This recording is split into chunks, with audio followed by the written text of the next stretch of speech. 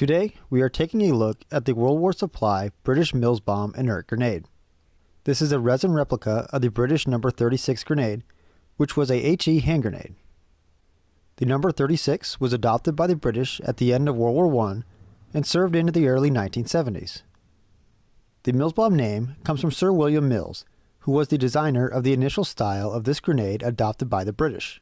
Grenadiers of the time were often called bombers, thus the name Mills Bomb. As mentioned, this is available from worldwarsupply.com and is currently $26.99 US. The parts include the body, striker, spring, striker lever, safety pin, fill hole screw plug, and base plug. The parts are black resin, and the base plug, striker lever, and screw plug are painted silver. While the fill hole screw plug can be removed, there is not actually a fill hole into the body of the grenade.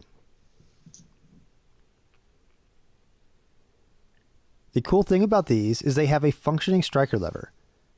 When the safety pin is removed and the striker lever released, the lever flies off. Resetting the lever is fairly easy, but does require a screwdriver. First, remove the base plug. With the screwdriver, push the striker into the body, compressing the spring until the notch of the striker is exposed to the top of the body. If necessary, rotate the striker with the screwdriver so the notch faces the direction of the striker lever and safety pin. Insert the end of the striker lever into the notch of the striker and release pressure on the striker until the tabs on the striker lever rest in the notches of the body. The safety pin can then be reinserted and the base plug screwed back in.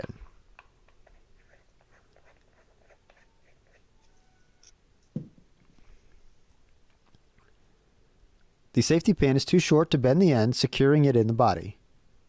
With the body being made of resin, I think this was probably a good call, as trying to repeatedly pull the safety pin with bent ends out of the body would likely damage the body. When I received my Mills Bomb from World War Supply, the top of the striker was broken at the notch. This is definitely a weak point. I tried gluing it and reassembling the grenade. The striker broke again, and when doing this, the bottom of the striker broke using a screwdriver in the notch. I would recommend not placing the screwdriver in the notch unless it is thin enough to be fully seated in the striker. Another option is using the raised portion of the striker to turn with the screwdriver during reassembly. I contacted World War Supply by email about the broken striker, and the next business day they replied and said a new one was in the mail. Within a few days I had a new striker.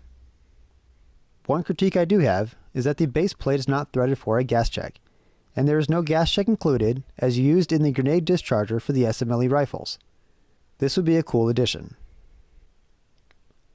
Overall, this is a faithful inert reproduction of a Mills Bomb with some mechanical functionality that works well. Original dummy and inert Mills Bombs run in the hundreds of dollars, so this is an excellent option for display or reenactors. Repeated throwing into rough terrain would likely damage the Mills Bomb though. Thanks for watching. If you found this review interesting or helpful, go ahead and give the video a like and subscribe to the channel. Then let us know what you thought or would like to see with a comment. If you would like to support the channel, a link to our Patreon page is in the description, or you can become a subscriber on Utreon. For more information on historical firearms, head on over to historyandfirearms.com.